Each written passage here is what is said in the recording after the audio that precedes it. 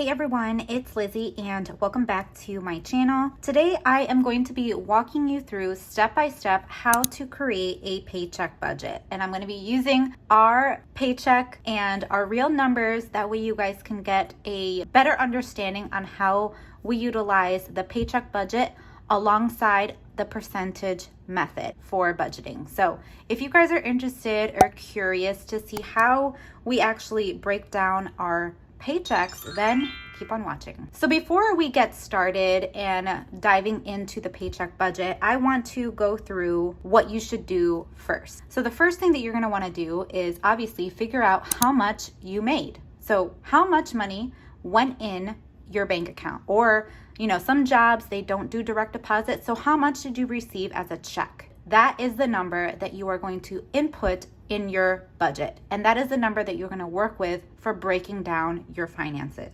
So stop for a moment, figure that out, and then come back. So once you got your income figured out, now the next thing is figuring out what is your goal? What is the thing that you want to accomplish in your finances? Do you want to pay off debt? Do you want to build a savings account? Do you want to save for a particular event in your life or holiday or vacation? Figure out what your goal is and then write it down. Find a specific number that you need to pay off the debt, that you need to save for an emergency or save for your event or holiday or whatever that is. Figure out the number. Now, once you have that squared away, you know how much you make, you know what your goal is. Now is the time to, okay, let's see what reality is and what is it that you have to pay out. How much are your regular expenses, your fixed expenses, those items like your house, your car insurance, your car payment, if you have debt, right? How much do you pay for your utilities? How much do you spend on those items? Then you get into those variable. How much do you spend eating out, getting groceries, buying clothes and other random spending? Figure that out too. So I recommend going back 3 months and really seeing where your spending is, and that will allow you to get a better understanding of what you should allocate for specific categories. Okay, I know that was a lot, but you have to get those things first before you can create a successful budget. So now you got your income, you figured out your goal, you went through your statements in your account, and you figured out how much is going to specific expenses and what your real numbers are. Now is the time when you can create your budget. And I am a monthly budgeter / paycheck budgeter. Now, my monthly budgets are very vague, right? They kind of set a goal for me to accomplish throughout the month. But the paycheck budget is really where we get very specific on where we want our dollars going. So the paycheck budget is very essential. Honestly, I don't necessarily need to create a monthly budget, but we do so just to get an idea. But the paycheck budget really is where it's at. So let's get started. We got our income figured out, and this is my numbers. Well, our numbers. I don't know why I always say mine. It's ours. What's his is mine. What's mine is his. Okay, you get the picture. So let me zoom you guys in. That way you can see exactly what this worksheet looks like, and we're gonna go in depth. We are all zoomed in, and now you guys can see this paycheck worksheet. So as I mentioned, we figure out how much is our net pay.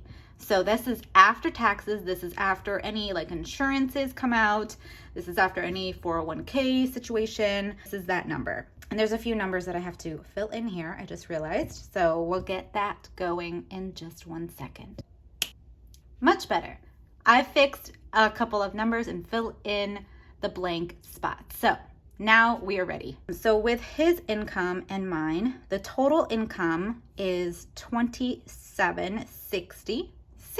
And so when we have our income situated, we want to break that down into specific categories. Now, if you are in debt right now, I recommend starting with living off of 80% of your income for expenses. Anything that leaves your bank account, anything that you are spending, that is under expenses. So I recommend starting there.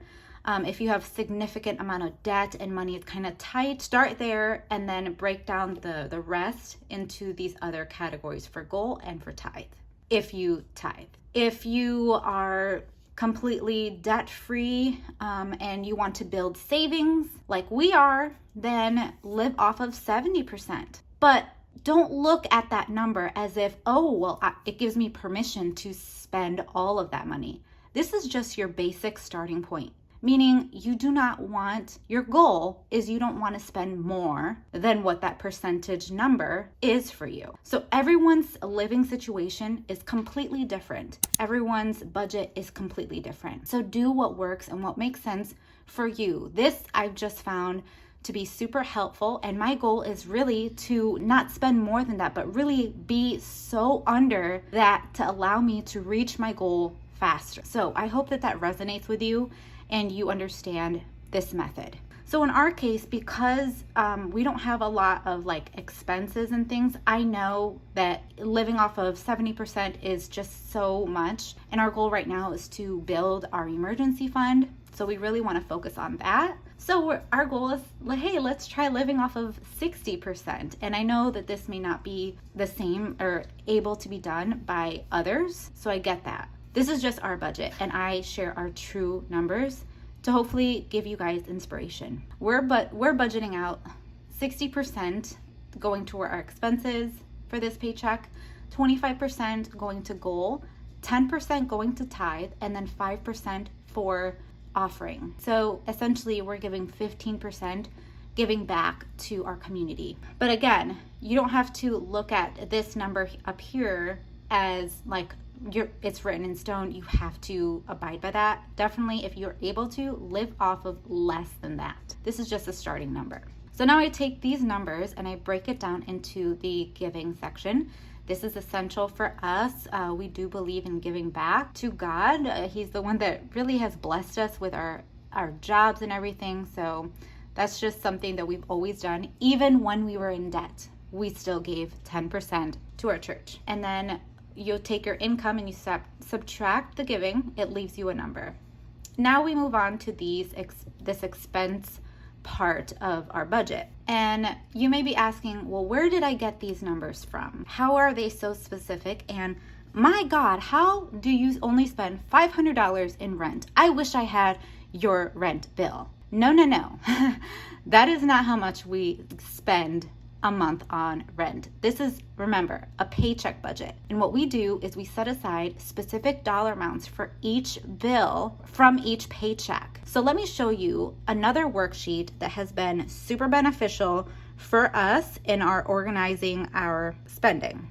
And that is this right here, the bill tracker. I love this worksheet. This and so many others who utilize my worksheets have benefited from them. Honestly, I've gotten so many reviews on this that it's organized their finances so well.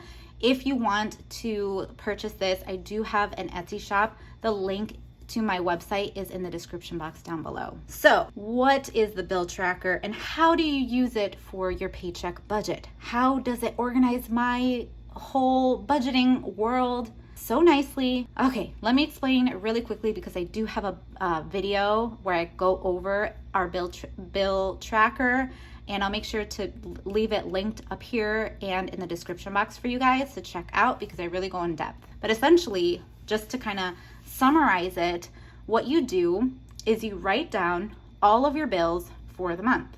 How much are your bills? What is your guesstimate for what your utility bill is, or those random bills that you don't have like a fixed amount? What is your guesstimate? What is the worst case scenario? Write that in your bill tracker. Write in when you have to have that bill due by, like when is the due date? Okay, or when do you have to have the money entirely in your bank account for that to be auto withdrawn? Write those numbers in. Now what you do is you break it down by paycheck. So take that number and divide it by the amount of paychecks leading up to when you have to have that bill completed. I have everything highlighted of when that total needs to be, in my bank account. It's already written in here. So what I do is for each payday, I go down this column and I'll check off when I set that money aside for the bill. So right now I am actually a week ahead. So if you see here, let me take my little pen. I did set money aside for the upcoming week. So I'm gonna go kind of flip back and forth so that you guys can see. So I took that 500 and then I also took out 2 iTunes. So there's an iTunes here and then there's an iTunes here. So let me flip to that other page for you guys to see that, which is right here.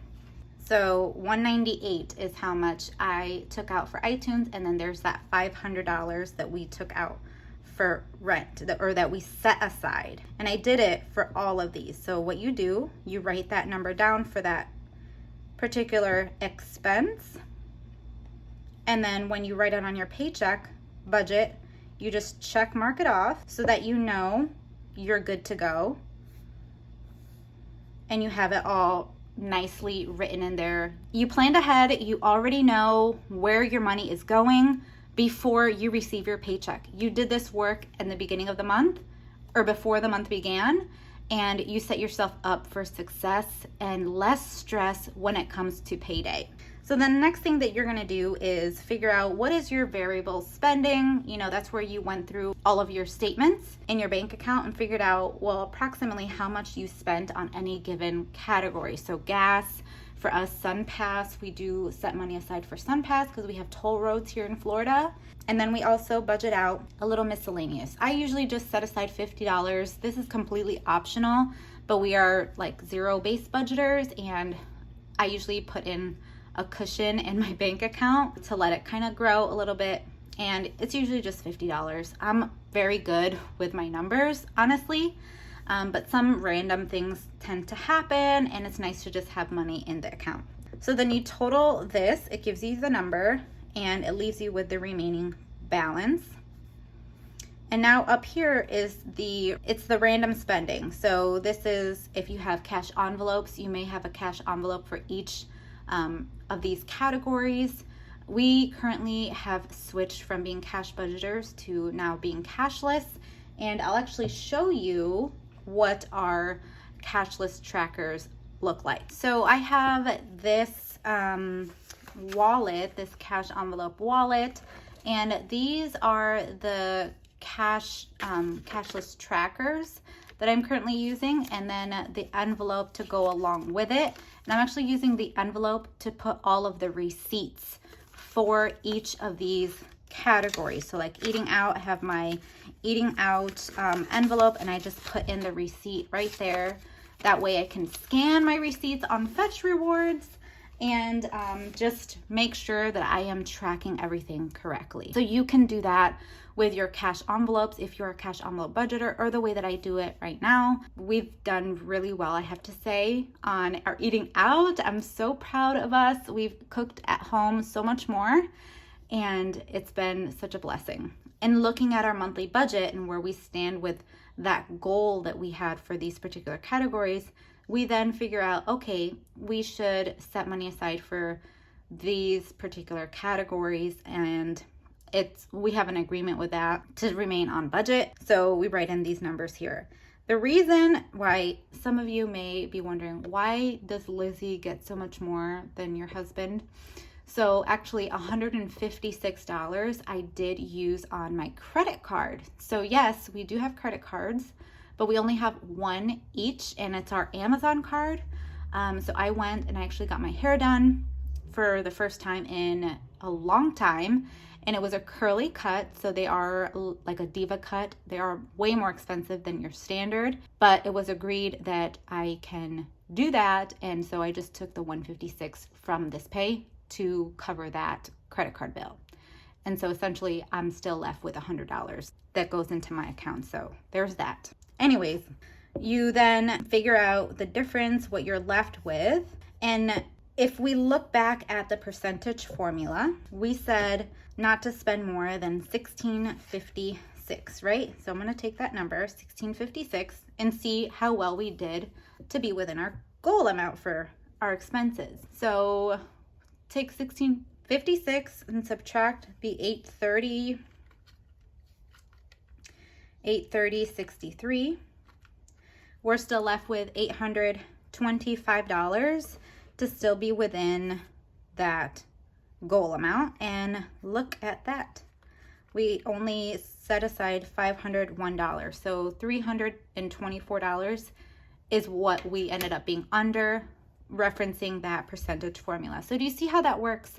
If you get it so far, leave me a comment that you get it in the comment section, and send me any questions if you do have questions on the percentage formula. So we now have $300 that we can put towards our goals or savings, right? So these are the sinking funds that we are setting aside from this paycheck. We have a sinking fund savings tracker that the budget mom actually sent out. I do follow her method. So we have specific sinking funds that we know the dollar amount that we want to save for, and others that are kind of fluff. Others that we kind of just save whatever for that particular paycheck. We don't really have a goal amount for it, like our car maintenance, because it's just if something needs to be repaired on our car, right? So we just like to make sure that we're saving for a future occurrence that were to happen on our car, because we do have older cars. So we have car maintenance, Christmas, my husband's birthday, random gifts, health. So this is like vitamins and any like protein or things like that is for health, not medical, but it's just to really benefit us health-wise. We do have like a sinking fund because we have to purchase vitamins and things. And our focus this year is really taking care of our bodies, being more active. Let me know if you have that same goal for 2021. So 2021, we are focused on like just being healthy. So we want to make that a priority. My birthday, pet, and then vacation. So total for sinking funds is $234. And we still have a remaining balance of $780 to budget out for to have a zero-based budget, which is our goal. So as I mentioned, we want to build our emergency fund, and then we do set money aside so that way we can invest in a retirement for my husband. Since he does work for himself, he no longer has a 401k tied, to his company. So we have to do it ourselves. So $616.97 is going to emergency, and then $164 is going to retirement. And I just took that number. I did it like a 8% of my husband's pay. I just did it that way. I don't know. It just gives me a number. So we still have to have our meeting with our financial advisor, and he can tell us if we're doing something wrong. But we are at a zero-based budget now, and that is how we do our paycheck budget. This has really changed our life drastically, and I really hope that my explanation is easy for you to understand with our breakdown. Again, let me know if you have any questions in the comments. I respond to every comment. But yeah, that is our paycheck budget, and I can't believe that we are a week ahead in our bills. So it really gives me like a peace of mind that we're covered. So anyways, I really hope that you enjoyed today's video. You got something out of it. Just know that not every system or method works for everyone. You have to do what's right for you and your family. So essentially just find something that you can take from here, from there, and apply it to your own paycheck budget to achieve all of your financial goals. So if you did enjoy today's video, be sure to hit the thumbs up button, subscribe to my channel if you haven't already, and I'll see you guys in a brand new video. Bye guys.